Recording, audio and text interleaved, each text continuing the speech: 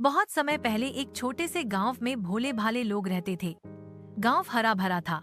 खेतों में लहराती फसलें, मंदिर की घंटियों की गूंज और तालाब के किनारे बच्चों की हंसी, सब कुछ शांत और सुखी था। लोग मेहनतकश थे और अपनी छोटी छोटी खुशियों में संतुष्ट रहते थे। लेकिन इस शांति को भंग करने आया एक अजनबी, खुद को सिद्ध साधु बताने वाला एक धोखेबाज। वह एक शाम गांव के बाहर पीपल के पेड़ के नीचे आकर बैठ गया। शरीर पर गेरुए वस्त्र और हाथ में चमकती हुई लाठी, गले में बड़े बड़े रुद्राक्ष की माला और माथे पर चमकीली राख लगी हुई।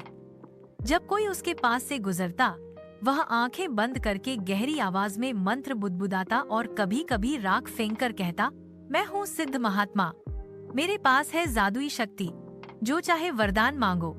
गांव के भोले लोग उसकी बातों में फंसने लगे।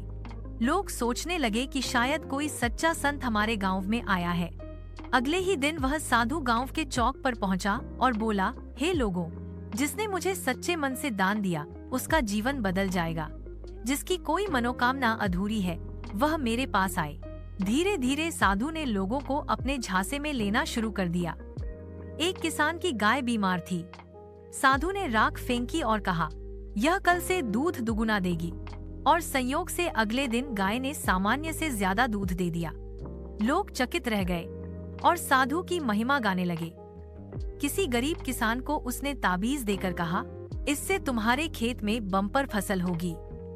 जब बरसात समय पर आ गई और फसल हरी भरी हुई, तो किसान ने साधु को भगवान मान लिया।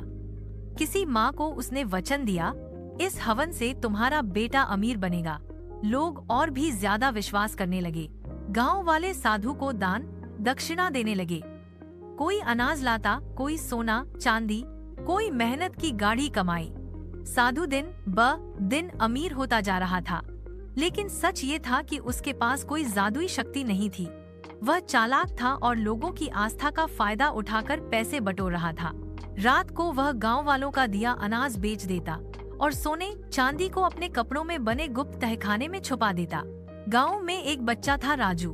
वह गरीब किसान का बेटा था, लेकिन बहुत होशियार। राजू ने देखा कि साधु अक्सर रात में कहीं गायब हो जाता है और सुबह लौटता है।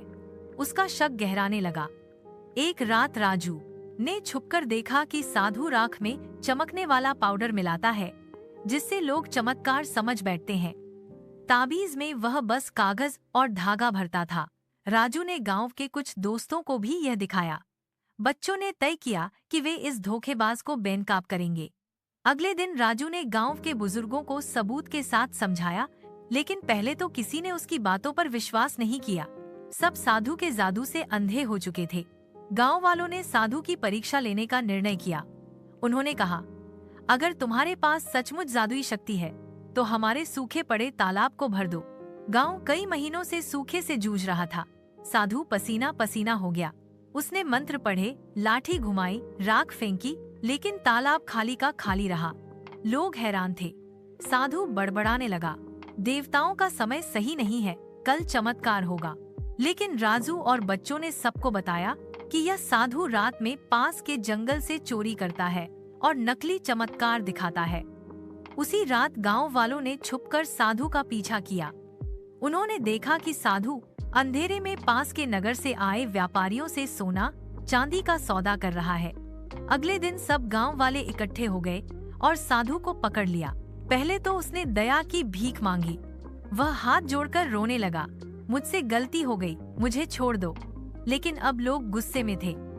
उन्होंने उसका सारा झूठा सामान, ताबीज और नकली चूर्ण जला दिया और उसे गांव से भगा दिया। साधु भागते भागते चिल्ला रहा था, मैं लौट कर आऊंगा। लेकिन गांव वालों ने उसे चेतावनी दी कि अगर उसने दोबारा गांव में कदम रखा तो उसे सजा दी जाएगी। उसके जाने के बाद गांव ने चैन की सांस ली। अब लोग पहले से ज्यादा समझदार हो गए। उन्होंने तय किया कि अब किसी अजनबी पर अंधविश्वास नहीं करेंगे। यह कहानी हमें सिखाती है कि अंधविश्वास में अंधे होकर किसी पर भरोसा नहीं करना चाहिए। हर चमकने वाली चीज सोना नहीं होती। असली साधु वही है जो निस्वार्थ सेवा करे, न कि अपनी झोली भरने वाला ढोंगी। ऐसी और कहानियाँ देखने के लिए हमारे चैनल कार्टून कहानियाँ को लाइक, शेयर और सब्सक्राइब जरूर करें।